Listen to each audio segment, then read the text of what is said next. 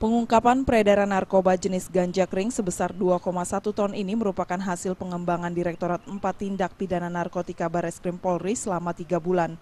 Dari penangkapan seorang tersangka bernama Johnny Binwelu yang ditangkap di wilayah Pasar Baru, Sawah Besar, Jakarta Pusat, penyidik melakukan pengembangan hingga dapat menangkap tersangka lainnya dan mengungkap pengiriman ganja sebanyak 2,1 ton atau senilai 6,3 miliar rupiah yang akan dikirim ke wilayah Bogor.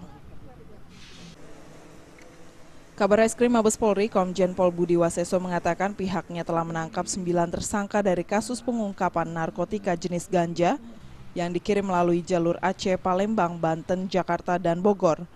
Budi Waseso menjelaskan ini merupakan satu sindikat yang telah terungkap, pihaknya akan mengungkap dan mendalami ladang ganja yang berada di wilayah Aceh tersebut.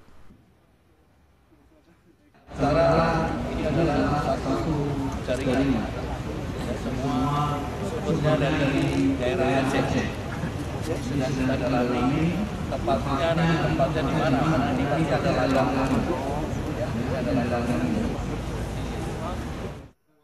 Dari hasil pengungkapan tersebut, Bareskrim telah mengamankan 2,1 ton ganja kering dan kendaraan jenis truk tronton 2 unit dan 1 kendaraan jenis minibus. Rencananya barang haram tersebut akan dimusnahkan. Pak Bambang. Ya, oke. Terima kasih ya.